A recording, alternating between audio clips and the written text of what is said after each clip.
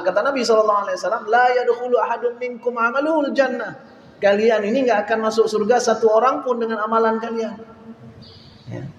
Para sahabat kemudian bertanya, wala anta ya Rasulullah, engkau juga tidak ya Rasulullah? Kata Rasul, wala ana, aku juga enggak. Kalau Rasul enggak, kan saudara begah mana? Rasul juga enggak. Tapi ini jangan direkam, dipotong di sini, kemudian dipublish. Ya, yang rekam ramai ya kan?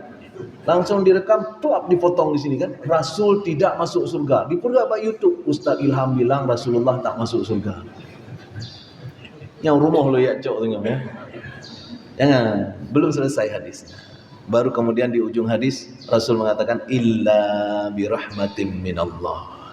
Kecuali dengan kasih sayang Allah. Jadi kita sampai ke masjid ini pun sebenarnya adalah karena kasih sayang Allah.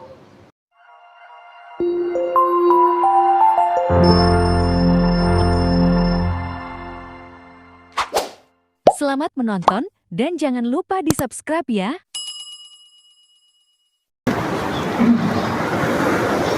Allahu Akbar.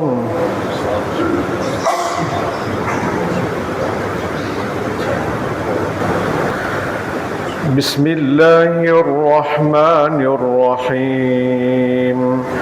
Alhamdulillahi Rabbil Alamin. Ar-Rahmanir Rahim. Maliki Yawmiddin. Iyyaka na'budu wa iyyaka nasta'in. Ihdinas siratal mustaqim. Siratal ladzina an'amta 'alaihim ghairil maghdubi 'alaihim waladdallin.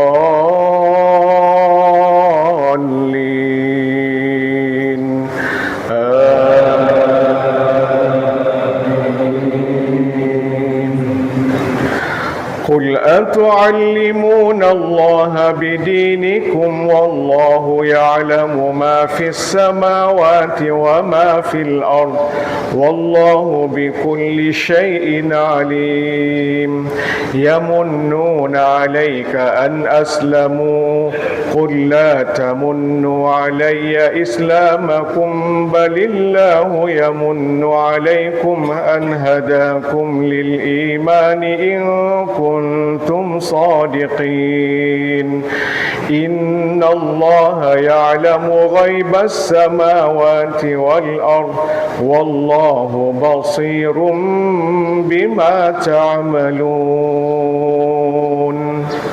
الله أكبر.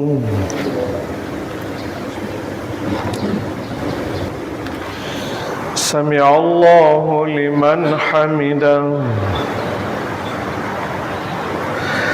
اللهم اهدنا فيمن هديت وعافنا فيمن عافيت وتولنا فيمن توليت وبارك لنا فيما أعطيت وقنا واصرف عنا برحمتك شر ما قضيت. اللهم انصر إخواننا المسلمين المستضعفين في فلسطين. اللهم انصرهم نصرا عزيزا. اللهم انصر المسلمين والمجاهدين في كل مكان وبلد. اللهم انصرهم نصرا عزيزا. اللهم أعز الإسلام والمسلمين وأهلك الكفرة والمشركين أعداءك أعداء الدين. اللهم شتت شملهم ومزق جمعهم وزلزل أقدامهم وخذهم أخذ عزيز مقتدر. ربنا إنا نجعلك في نحورهم ونعوذ بك من شرورهم.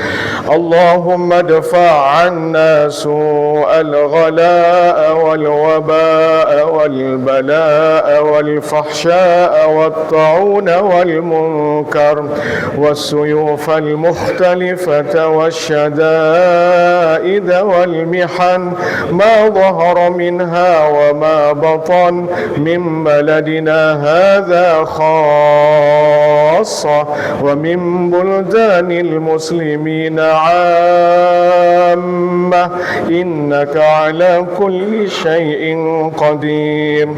وصلى الله على نبينا محمد وعلى آله وصحبه وبارك وسلم. الله أكبر.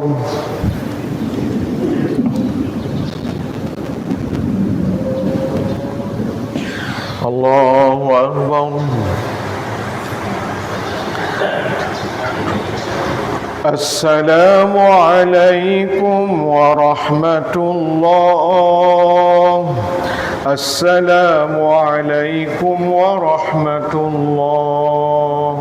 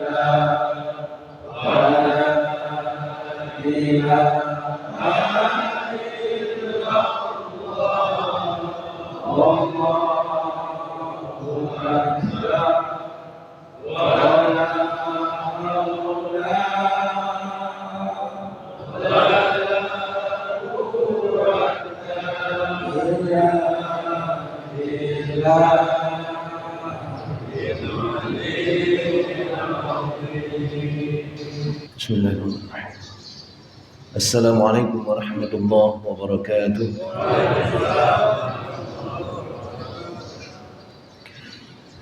Innal hamdalillah nahmaduhu wa nasta'inuhu wa nastaghfiruh wa na'udzu billahi min shururi anfusina wa min sayyiati a'malina. Man yahdihillahu fala mudilla lahu wa man yudlil fala hadiya lahu. Allahumma salli wa sallim ala sayyidina Muhammadin wa ala alihi wa sahbihi wa man tabi'ahu ila yaumil qiyamah. Sidang jamaah subuh yang dirahmati Allah Subhanahu wa taala. Sebelum kita memulai, kita ingin sampaikan salam takzim kita bersama kepada Tengku Imum di kampungnya, Tengku Imum Cik, Tengku Imum Masjid BKM Geci, Tuhaput, tokoh-tokoh masyarakat Madud yang ada di kampung ini. Kemudian para pengurus Subuh Arafah, terutama Ustaz Zul, guru saya, sahabat saya, teman berdiskusi, teman untuk ngopi saja. Itu udah lama kita nggak ngopi. Alhamdulillah diajak lagi ke Subuh Arafah pada hari ini. Kita bersyukur kepada Allah Subhanahu wa taala karena Allah masih hidupkan kita pagi hari ini. Allah sehatkan kita kembali dan Allah supply semua kebutuhan kita sampai hari ini. Kadang-kadang kita justru lupa mensyukuri karena memang dikasih oleh Allah setiap hari. Apa contohnya? Nafas yang tiap hari kita hirup, kita lepas. Lupa kita syukuri karena memang setiap hari kita dapat. Padahal kalau sekali saja 5 menit Allah tahan, baru waktu itu kita, ya Allah, bujik boleh nafas ya Allah. Jadi sidang jemaah yang dirahmati Allah Subhanahu wa taala, wa in ta'uddu ni'matallah la tuhsuha. Kalau seandainya ingin mencoba-coba untuk menghitung nikmat Allah, maka tak mungkin mampu kita melakukannya. Saya sering mengibaratkan itu dengan rumus matematika. 1 dan 0. 1 itu Allah, 0 itu kita. Dan itu ayat Al-Quran yang bilang, Qul huwallahu ahad. Allah itu 1 itu milik Allah, maka kita bertauhid. Tauhid itu juga dari ahad, dari 1. Sementara kita 0. Ayatnya juga ada. Inna lillahi wa inna ilaihi raji'un. Kita berasal dari Allah dan kita akan kembali kepadanya. Apa yang kita punyai? Enggak ada. 0. Maka boleh Bapak Ibu buka HP untuk membuat di kalkulator 1/0. Dapatnya apa? Bapak Ibu yang dirahmati Allah Subhanahu wa taala, ini coba aja bagaimana? Coba aja. 1/0. Bapak Ibu akan lihat hasilnya mengerikan. Mungkin tak banyak orang mencoba ini. 1/0 akan ditulis oleh kalkulator, tidak bisa dilakukan. Error. Tak mampu dihitung oleh dia. Tak terhingga jumlahnya. Apa kata Allah tentang ini? Wa in ta'uddu ni'matallah la tuhsuha. Kalau kalian ingin mencoba membagi 1 dengan 0, maka error kalian. Enggak akan sanggup kalian hitung sampai di sana. Nah, yang mencoba kan? Kibang pui duit. Pui duit. Pui duit, Pak. Hah? 1/0. Mungkin 1/01 nya kalkulator kan. Yang payah datanya yang paling belum HP. 1/0 tak terhingga, tak terhitung, tak terkira, ya, tak mampu untuk dihitung oleh kalkulator manapun juga. Itulah maknanya. Nikmat Allah kalau kita hitung oleh kita, maka kita tidak akan pernah sanggup kita hitung dia. Kita paksa pun untuk kita hitung, kata Allah, error kamu nanti. Ya, error kita.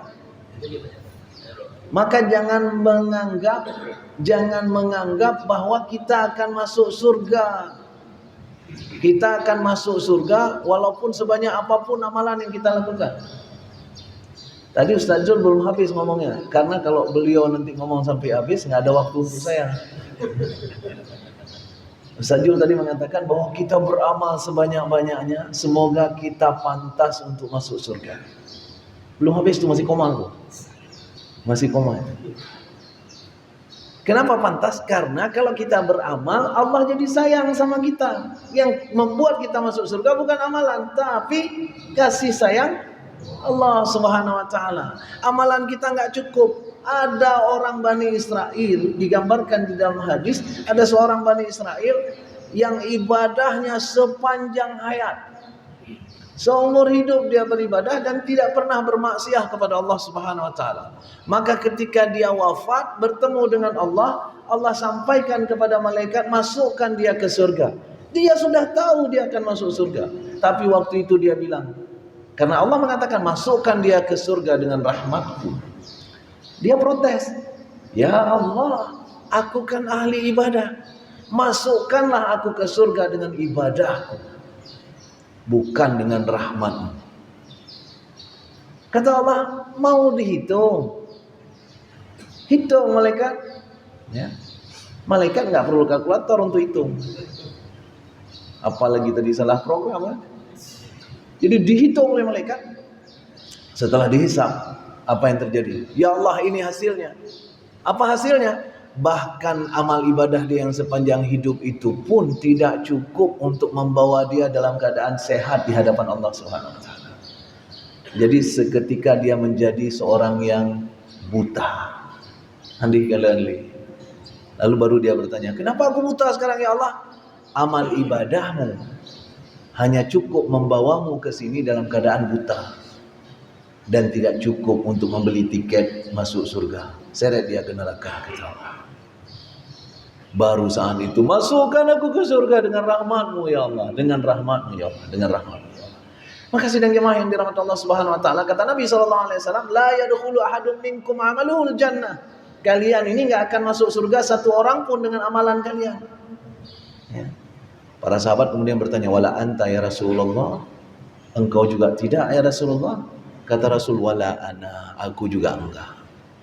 Kalau Rasul enggak, akan saudara bagaimana? Rasul juga enggak. Tapi ini jangan direkam, dipotong di sini, kemudian dipublish. Ya, yang rekam ramai ya kan? Langsung direkam, tuap dipotong di sini kan? Rasul tidak masuk surga. Diputar pak YouTube, Ustaz Ilham bilang Rasulullah tak masuk surga. Yang rumah lo ya cok tengok ya. Jangan, belum selesai hadisnya. Baru kemudian di ujung hadis Rasul mengatakan illa birahmatim minallah, kecuali dengan kasih sayang Allah. Jadi kita sampai ke masjid ini pun sebenarnya adalah karena kasih sayang Allah. Ada banyak orang yang mampu pergi, punya kendaraan yang bagus untuk datang, tapi nggak sampai di sini. Nggak sampai di sini. Di salah satu grup yang saya ada di dalamnya, diposting flyer Subuh Arafah ini diposting dalam grup itu oleh salah seorang teman. Saya ada di grup itu. Kemudian disampaikan, ayo kawan-kawan, kita besok sholat subuh di Masjid Al-Faizi. Ini flyernya, yang ceramah kawan kita. Ya. Udah ditulis di situ. Ada salah satu kawan saya. Ini mudah-mudahan yang posting itu ada datang dia. Jangan posting aja ya. Oke. Dia udah tulis itu, kemudian salah satu kawan nyeletuk. Bro, kau haiku jiura. Yang posting itu kemudian jangan main-main ke. Ustadz ini akan datang dari Tungkuk nanti ke Lampenerut. Ke rumah cuma dinesu kan. Ini kawan itu bukan Ustadz Jul. Baiknya bikin itu yang Ustadz Jul dinesu kan. Ya, ke rumah cuma dinesu saja. Artinya dekat. Maka sidang jemaah yang dirahmati Allah Subhanahu wa taala, yang membawa kita ke masjid ini bukan dekat jauh ada mobil atau tidak, tapi illa birahmatin minallah. Ini adalah rahmat Allah. Makanya Bapak Ibu yang dirahmati Allah Subhanahu wa taala, untuk datang ke sini pun kita harus syukuri. Untuk apa yang kita baca-baca tadi, istighfar, tasbih, tahmid dan sebagainya pun itu harus kita syukuri. Semuanya itu bagian dari rahmat Allah. Maka wa in ta'uddu ni'matallah la tuhsuha. Kalau kita ingin hitung-hitung, tak akan sanggup kita. Dan yang menarik adalah Allah bukan saja mensuplai, Bukan saja mensuplai apa yang kita butuhkan, tapi Allah juga mengaturnya. Allah mengatur semuanya sehingga yang diberikan oleh Allah itu selalu sesuai dengan ukuran, biqadarin. Sesuai dengan ukuran. Allah buat itu sesuai semua dengan ukuran. Tidak ada yang kurang, tidak ada yang berlebihan. Semuanya pah, atu bareh pah. Itu Allah sebut, ya.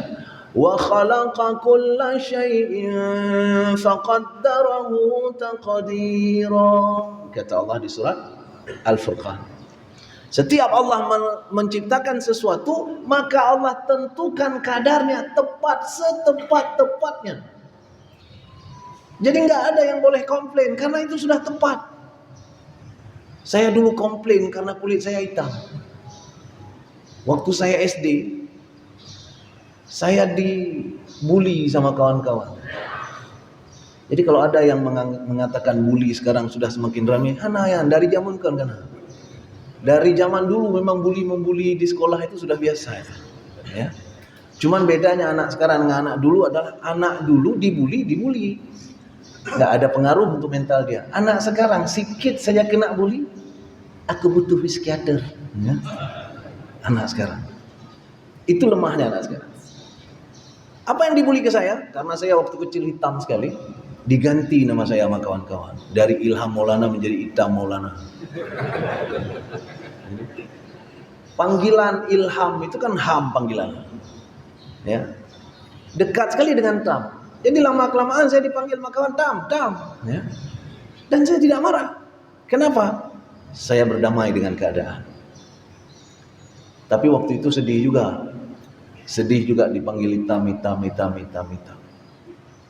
Pernah komplain juga, ya Allah, pakai hitam dah roh. Pernah komplain juga. Baru tahu bahwa hitam itu keren ketika sampai di Jerman. Begitu sampai di Jerman, kawan-kawan saya orang bule itu setiap musim panas dia tidak masuk lab, tapi dia keluar berjemur di pantai. Saya tanya untuk apa? Biar hitam. Kawan dekat saya itu langsung ngomong ke saya, "Ich mochte mein Haut wie deine." Ini bahasa Jerman. Apa maknanya? Aku mau kulitku seperti kulit kamu. Baru saya merasa keren. Rupanya hayu aku. Dan 4 hayu di Jerman. Ibanda Aceh hana hayu bah mana nih gede, yang di Jerman hayu. Maka sidang jamaah yang dirahmati Allah Subhanahu wa taala, dan setelah saya pelajari kimia, ternyata betul hayu orang hitam. Kenapa? Karena hitam itu adalah sebenarnya melanin, zat warna tubuh yang diproduksi oleh melanosit di bawah kulit. Untuk apa melanin itu? Untuk melindungi kita dari cahaya matahari. Dan itu hanya dimiliki oleh orang-orang yang sering tinggal dan hidup di bawah matahari. Makanya orang-orang hitam itu ditaruh oleh Allah di tempat panas, Afrika. Orang-orang putih ditaruh oleh Allah di tempat yang jarang matahari, Eropa. Ya. Tapi orang-orang Eropa pengen hitam. Karena itu mereka berjemur. Apa yang terjadi ketika mereka berjemur? Karena mereka tidak punya melanosit di bawah kulitnya. Ketika mereka berjemur pun tidak menghitam mereka, tapi terbakar kulitnya. Kalau mereka paksa untuk berjemur juga, maka muncullah kanker kulit disebut dengan melanoma. Maka orang-orang hitam salah satu keuntungannya adalah susah kena kanker kulit. Yang justru khusus untuk orang hitam. Orang putih untuk pak ceramah berikut ini. Ini untuk orang hitam dulu. Jadi mohon maaf Ustaz Jul. Saya dengan Ustaz Jul jauh putih beliau. Maka sidang jemaah yang dirahmati Allah Subhanahu wa taala, Allah itu bukan sekedar ngasih, tapi diatur oleh Allah sedemikian rupa, maka segalanya sesuai dengan peruntukan, Tak pernah ada yang salah dari takdir Allah Subhanahu wa taala. Kitalah yang tidak mampu untuk memahaminya dengan benar. Itu sebabnya Allah tidak selalu memberikan apa yang kita mau. Tapi sudah pasti Allah memberikan apa yang kita perlu. Karena yang kita perlu nggak selalu apa yang kita mau. Ada orang mengatakan menyona moto kemangat aja semiji. Nya oronyo kalan semiji ya. Oronyo na moto orona golong katruk semiji ka. Berarti tujuan katruk. Ana macam moto. Moto itu nafsu kita sebenarnya. Ingin mendapatkan sesuatu yang lebih nyaman dari sebelumnya. Itu sebabnya Allah ingatkan kita di dalam surah Al-Baqarah, ya, wa asa an takrahu syai'an wa huwa khairul lakum. Bisa jadi kamu benci sekali sesuatu, tapi itu memang membawa kebaikan buat kamu. Wa asa an tuhibbu syai'an wa huwa syarrul lakum. Atau kalian cinta sekali terhadap sesuatu, tapi itu membawa keburukan buat kamu. Wallahu ya'lamu wa antum la ta'lamun. Allah Maha tahu, kalian kan enggak. Tapi kalian pikir kalian tahu. Maka berangan-anganlah kita tentang sesuatu yang kita pikir kita tahu. Dan kita berharap kita dapatkan itu. Itu yang kita mau. Allah bilang bukan. Itu kamu tidak perlu. Makanya Allah enggak kasih kita saat itu. Saya dulu Bapak Ibu yang dirahmati Allah Subhanahu wa taala, ketika saya tamat SMA, saya bukan mau kuliah di Universitas Syahbala. Saya mau kuliah di Universitas Indonesia, Jakarta. Teknik gas dan petrokimia. 2 kali saya ikut, dua gagal. Dua kali gagal. Baru beberapa tahun kemudian baru sadar, kenapa Allah buat saya gagal. Kata Allah, kamu tidak perlu ke Universitas Indonesia. Kamu di Banda Aceh saja. Karena kamu sedang kudidik menjadi penceramah subuh Arafah nanti. Kata Allah. Kalau kamu ke Jakarta nggak jadi kamu kayak gini. Betul Bapak Ibu. Karena waktu SMA, mohon maaf saya sebutkan sedikit. Waktu SMA saya suka main band. Karena itu waktu itu cita-cita nggak panjang-panjang, jadi artis. Jadi vokalis. Ya. Saya dengar tadi suara Ustaz Jo serak-serak basah. Entah ada rencana jadi vokalis juga dulu. Ya. Bagus sebenarnya. Dan Allah halangi itu. Kalau sempat saya lulus ke Jakarta, apa yang terjadi? Anak ini nggak kuliah, dia akan manggung dari bar ke bar, dari kafe ke kafe, dan berhasil dia jadi artis, tapi nggak jadi penceramah pada hari ini. Mungkin sholat pun nggak. Mungkin sudah ditangkap karena narkoba dan seterusnya. Jadi sidang jamaah yang dirahmati Allah Subhanahu wa taala, Allah kasih sesuai dengan keperluan, bukan sesuai dengan kemauan. Maka jangan komplain terhadap apapun yang Allah berikan kepada kita. Dan ini adalah bagian tauhid yang sangat penting. Kita percaya kepada Allah, bukan saja percaya, tapi kita yakin Allah ngatur hidup kita. Ada kalimat bagus yang masuk ke dalam wall saya kemarin itu pakai bahasa Inggris. Keren sekali bahasanya. Meminta terjemah bahasa Indonesia aku dengar. Maksudnya nggak terlalu cocok. Bahasa Inggrisnya adalah, you believe in Allah, but you don't trust Him. Keren sekali kata-katanya itu. You believe in Allah, but you don't trust Him. Kamu percaya pada Allah, tapi kamu tidak percaya sama Allah. Kan bahasa Indonesia aneh jelas. Nggak cocok jadinya. Karena bahasa Inggris believe dengan trust itu beda. Tapi dalam bahasa Indonesia dua-dua diartikan percaya. Ya. Maka banyak sekali kekurangan sebenarnya yang harus kita sempurnakan. Bahasa Arab lebih komplit lagi. Makanya Allah ambil bahasa Arab jadi bahasa Al-Quran. Kalau sempat bahasa Arab dipakai bahasa Indonesia, kok berat terbaik. Kenapa? Harus dijelaskan dengan panjang. Dalam bahasa Arab, bulan saja, Al-Qamar bulan, Badar bulan, Syahrun bulan. Tapi itu beda. Syahrun itu bukan bulan, tapi hitungan bulan. Ya kan? Badar itu bulan purnama. Bulan purnama. Hilal itu bulan bulan sabit. Ya kan? Beda-beda. Kalau dalam bahasa Indonesia semua bulan. Ya kan? Januari, Februari, Maret bulan. Bulan yang diatur bulan. Bulan purnama bulan. Belum lagi datang bulan. Bulan. Nggak ada kata-kata yang berbeda. Nah, dalam bahasa Inggris, trusting, believing is not the same. Itu beda. Apa makna you believe him but you don't trust him? Kita percaya Allah itu ada, tapi kita tidak mau mempercayakan urusan kita untuk diatur oleh Dia. Itu sebabnya setiap saat Allah kasih sesuatu komplain kita. Ya Allah, pakannya ni je. Pakan hitam lun. Pakan panuk dah lun. Pakan anak lun. Pakan. Kita tanya sama Allah, kita komplain setiap saat. Bukan yang diberikan ke kita saja, yang diberikan ke orang pun komplain kita. Itu bahasa lain dari dengki. Itu sebabnya dengki itu dosa besar. Kenapa dengki itu dosa besar? Karena sebenarnya bukan masalah hubungan manusia dengan manusia. Kita meragukan keputusan Allah Subhanahu wa taala. Allah kasih dia mobil Pajero baru. Langsung dalam hati kita, Pajero pengen. Pakan GA blow Pajero baru.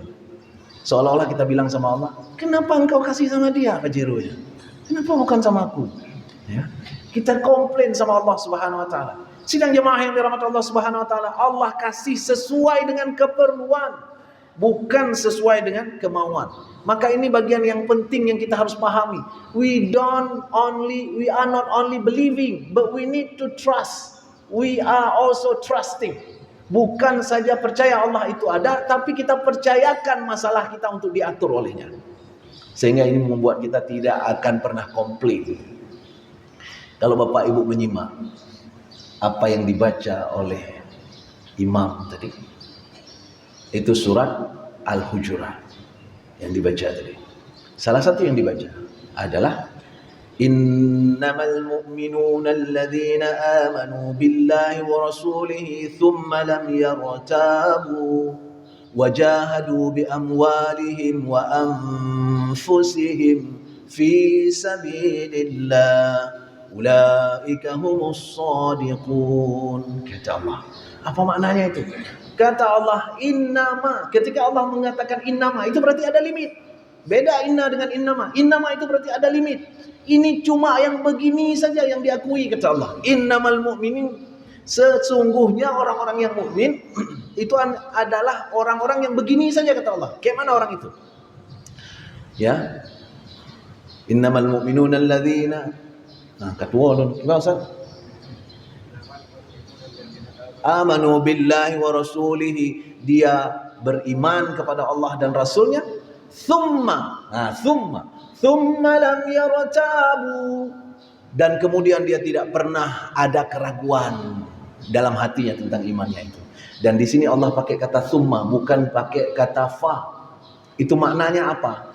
Summa itu berkelang waktu yang sangat panjang, tapi kalau fa itu berlangsung langsung kejadian. Misalnya kalau ayat ini diubah menjadi Innamal mu'minuna alladzina amanu billahi wa rasulihi falam yartabu. Kalau itu ayatnya, bukan itu ayatnya tapi. Ya, bukan itu ayat.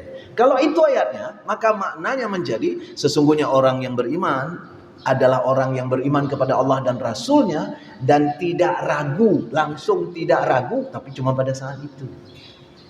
Tapi kalau Allah pakai kata summa, besok dia tidak ragu. 2 hari lagi enggak ragu. 2 tahun depan enggak ragu. Sampai kapan-kapan pun dia tidak akan ragu-ragu.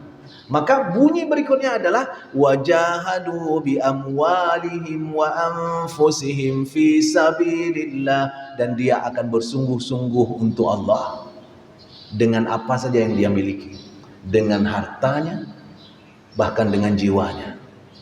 Kenapa? Karena dia tahu dia enggak punya apa-apa, itu punya Allah semuanya. Dan itu dibuktikan oleh seorang Ibrahim alaihissalam. Apa yang Ibrahim lakukan? Ibrahim mengorbankan harta terbaiknya, Ismail. Ismail mengorbankan hidupnya. Dua-dua tergambar di situ.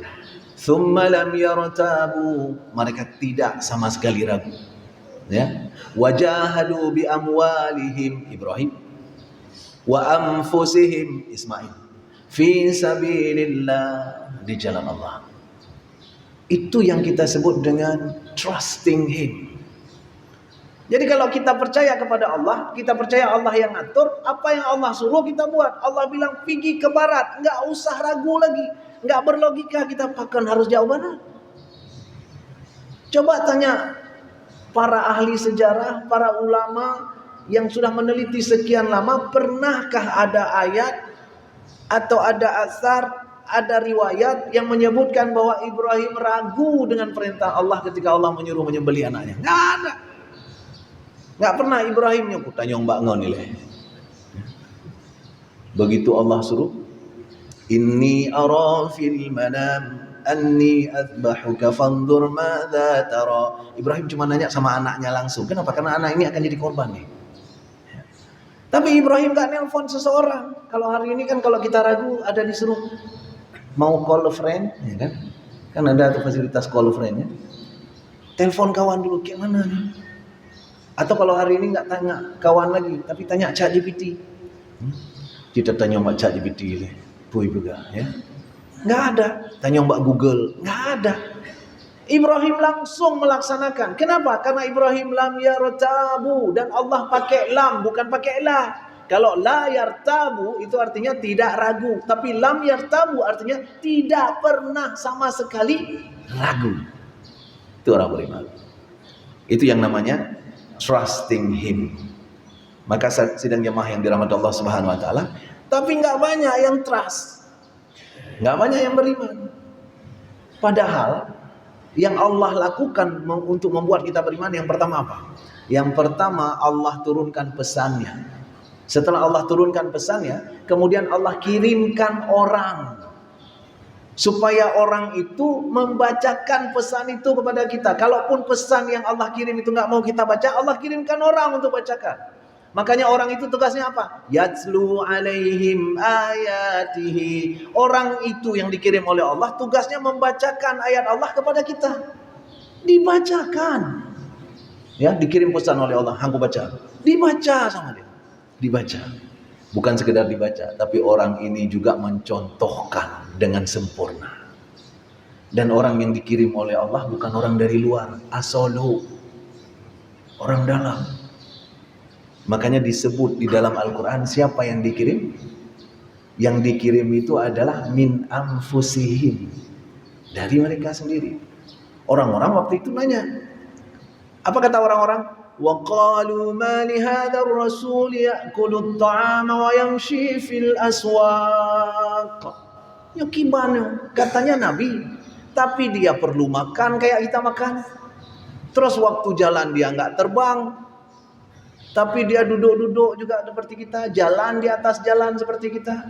Maunya kalau Nabi kan, kalau mau ke sana pakai saya terbang, ya. Ini enggak. Macam mana Nabi macam ini? Itu kata orang-orang. Kata Allah Subhanahu wa taala, wa qalu ma li hadzal rasul ya'kulu at-ta'am, makan dia, wa yamshi fil aswaq, jalan di atas jalan seperti kita jalan, ya. Kemudian apa kata mereka lagi? Laula unzila ilaihi malakun fayakuna ma'ahu nadhira. Maunya yang Allah kirimkan malaikat. Jangan kayak gini. Kenapa Allah enggak kirim malaikat? Kenapa yang Allah kirim itu orang sama seperti kita? Bahkan disuruh oleh Allah bahkan untuk orang ini menyampaikan kepada kita bahwa aku kayak kalian juga. Ada di surah Fussilat ayat 6. Qul, kasih tahu mereka wahai Muhammad, innama ana basyarum mithlukum, aku ini tubuhku seperti kalian. Yuha ilayya, tapi aku dapat wahyu. Apa wahyunya? Annama ilahukum ilahun wahid, bahwa tidak ada Tuhan yang pantas disembah kecuali Tuhan yang satu itu. Jadi yang lain-lain sama. Ketika Allah sebut basyar di dalam ini, innama ana basyarum mithlukum, basyar itu maknanya tubuh secara fisik. Jadi Muhammad mengatakan, aku ini tubuhku sama seperti tubuh kalian. Untuk apa? Supaya gampang kalian contoh. Kalau enggak kan nanti, kalau seandainya malaikat yang dikirim oleh Allah, apa kata kita? Kalau ada malaikat dikirim oleh Allah dan malaikat ini mempraktekkan rajin tahajud, rajin puasa dan sebagainya, apa kata kita? Kena, kan malaikat. Aku susah kayak gitu, aku orang nih. Ya. Tapi Allah enggak kirim malaikat, Allah kirim orang supaya kita enggak bisa bilang. Dibilang lagi oleh orang yang ini, Allah suruh bilang, aku sama seperti kalian. Masih tetap ada yang bilang, dia kan Nabi. Betul? Dia enggak bisa malu dengan Nabi. Bro, itu standar kita bro. Ya, Nabi itu standar kita. Kita harus mencapai standar itu. kalaupun kita nggak sanggup persis menjadi seperti dia. Maka sidang jemaah yang dirahmati Allah Subhanahu wa taala, ajaran yang dibawa oleh Nabi Muhammad SAW yang diturunkan oleh Allah kepada kita itu sesuai dengan kemampuan dan kebutuhan kita. Tak akan berlebih, tak akan berkurang. Supaya apa? Supaya mudah hidup kita. Termasuk untuk hal-hal yang kadang-kadang tak terpikirkan oleh kita. Misalnya, Allah didik kita untuk menyayangi binatang, tapi Allah bilang jangan sayang-sayang sekali pada makhluk apapun dia, termasuk binatang itu. Maka itulah ada ritual penyembelihan dalam agama kita. Dan apa sunnahnya ketika menyembelih kurban? Lihat, datang, saksikan waktu penyembelihan. Ada orang yang mengatakan nggak manusiawi, terjadi pembunuhan, pertumpahan darah dan sebagainya.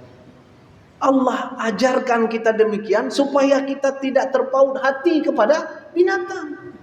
Di Jepang, Bapak Ibu yang dirahmati Allah Subhanahu wa taala, ada satu sekolah di Jepang, di Prefektur Shimane di Jepang. Itu anak-anak SMA dikasih telur ayam. Masing-masing orang dikasih telur ayam 1 biji. Kemudian telur ayam ini disuruh masukkan ke ruang listrik supaya tererami oleh panas.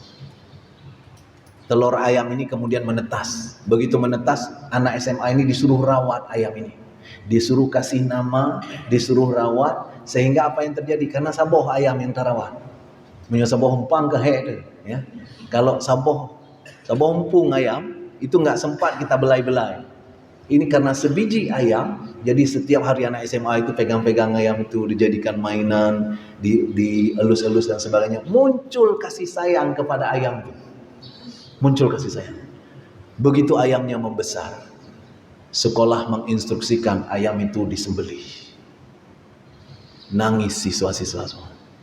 Kenapa nangis? Aku sudah jatuh cinta sama dia. Ini ayamku ini. Ini bukan sekedar ayam, tapi dia sahabatku. Ya. Jatuh cinta dia, sudah jatuh cinta kepada ayam itu. Disuruh sembelih. Dan pada saat sembelih itu bukan sekedar sembelih. Setelah sembelih, mereka harus menyaksikan penyembelihan dan dimasak, digoreng, dan mereka harus makan. Tidak boleh berganti piring. Ayam yang dimakan harus ayam dia sendiri. Sampai segitu. Dididik itu di Jepang, ya. Mereka menyebutnya itu dengan class of life.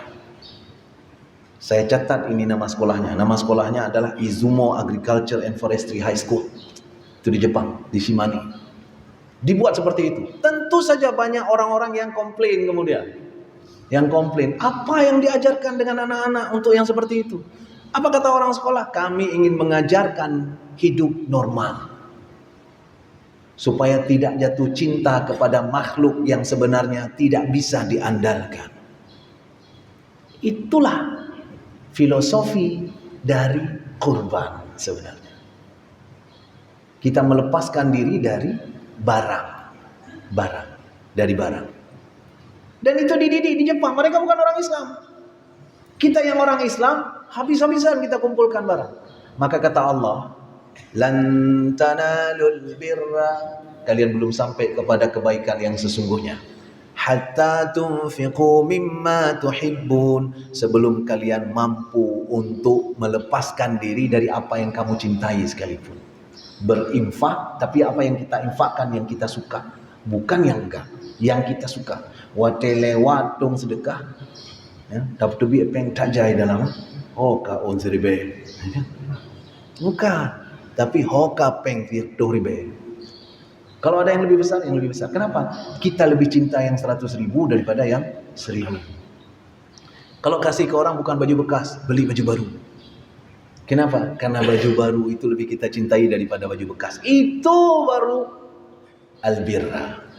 Dan orang-orang yang mendapat albirra disebut dengan mabrur. Nah, orang yang naik haji mau dapat itu sebenarnya. Ketika pulang dari haji atau bahkan di saat haji sendiri, apa yang terjadi? Coba kita lepaskan topi kita lepaskan pakaian kebesaran kita, cuma dikasih 2 helai kain saja. Itu pun tak boleh berjahit.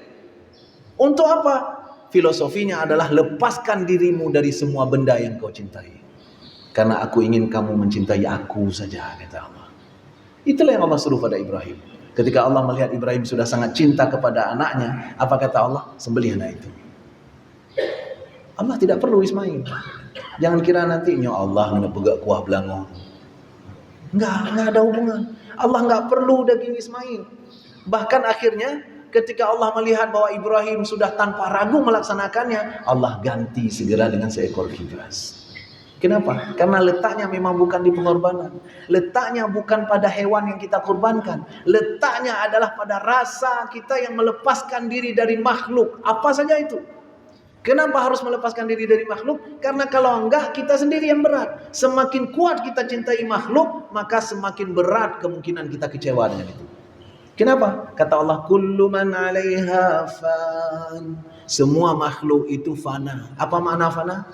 Dia tidak tetap sifatnya. Hari ini dia bagus, besok dia bisa jadi dia paling bahaya. Hari ini dia kawan, besok bisa jadi dia musuh paling berbahaya. Hari ini dia bisa diandalkan, besok hilang dia. Maka Allah bilang jangan cinta-cinta kali pada makhluk itu. Jangan terpesona sekali pada makhluk itu. Wa min ayatihi al-lailu wan-nahar wasyamsu wal-qamar la tasjudu lisyamsi wala lil-qamar. Kata Allah, kalian boleh saja terpesona kepada matahari dan bulan. Kejadian siang dan malam. Terpesona kalian dengan matahari dan bulan yang luar biasa. Wow, misalnya. Indah sekali bulan. Kata Allah, jangan sampai kalian terpaut hati kepada bulan dan matahari sehingga kalian kemudian menuhankan dia. Arti menuhankan tidak mesti harus sholat ke dia, tapi mengeluh-elukan dia, menganggap dia luar biasa dan sebagainya. Kata Allah, la tasjudu lisyamsi wala lilqamar. Jangan sampai kalian sujud kepada matahari dan pada bulan. Wasjudu lillah, sujud kepadaku. Kenapa? Alladzi khalaqahunna. Akulah, kata Allah. Allah lah yang menciptakan mereka berdua. Maka sidang jemaah yang dirahmati Allah Subhanahu wa taala, jangan mencintai makhluk terlalu berat. Level tertinggi dari ketakwaan itu disebut dengan mabrur.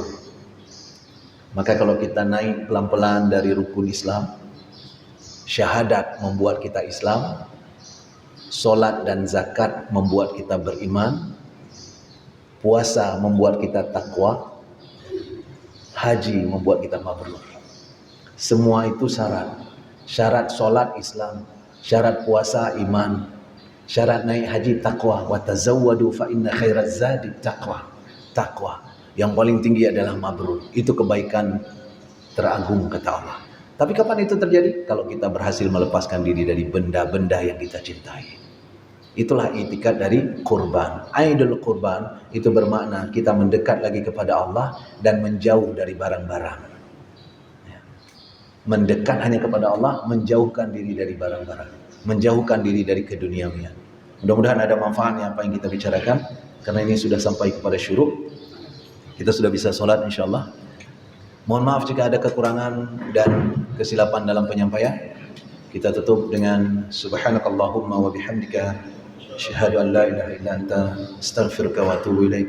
Assalamualaikum warahmatullahi wabarakatuh.